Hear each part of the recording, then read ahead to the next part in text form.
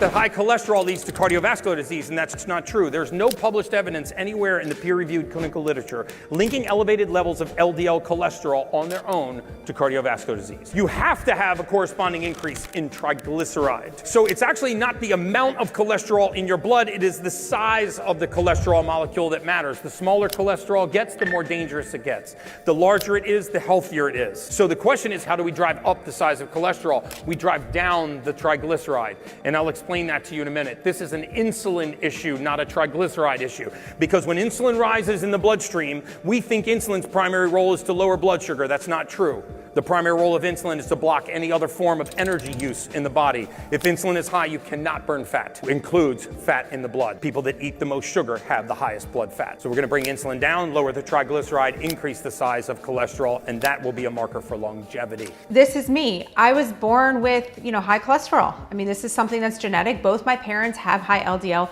Both are in extremely great health, like myself. So I remember being told, don't eat the eggs, don't eat the cheese. You hear people say, you can't have shrimp, all this stuff that's high in dietary cholesterol. That stuff does not matter. Okay, this is like an old school of thought. And the fact that a high LDL is necessarily a negative thing is also an old school of thought. Particle size does matter, and you can get your particle size tested with your doctor. So think about the smaller particles. Those have more ability to get stuck inside your arteries, and then they kind of build up on top of each other. Whereas the bigger ones keep swimming on through. So it's really not about your LDL. And I agree again with what he said about triglycerides. Yes, 100%. Anytime you eat any excess calories of any sort, it's going to be stored as the triglycerides, like the fatty deposits in your arteries. And if you do have insulin resistance, you're not able to pull this through. So think about it. There's rarely is there someone with type 2 diabetes that doesn't have high triglycerides, right? You don't see that. It's because they go hand in hand. So fixing really that root cause, right? Bringing down that insulin, decreasing the triglycerides is all going to help cardiovascular health.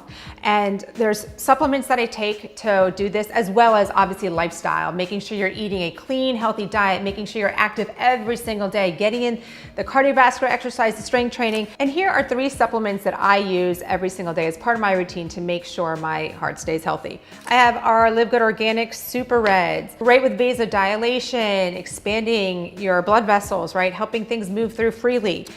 Our Factor 4, superior for inflammation, guys. With the fish oil, the curcumin, the garlic, CoQ10, 100% going to help with decreasing triglycerides. Magnesium, well, this is really the Daily Essentials pack. There's 3 of them in here. Magnesium plays a massive role in decreasing triglycerides, as well as making sure you don't have nutrient deficiencies of vitamin D and your multivitamins. Having deficiencies in certain nutrients can lead to disease states, can lead to high triglycerides, can lead to cholesterol problems, can lead to a high insulin, right? So we need to make sure we're eliminating our nutrient deficiencies by taking our Daily Essentials pack every day, as well as our Super Reds. Work on that vasodilation, increase your nitric oxide production, super great for heart health.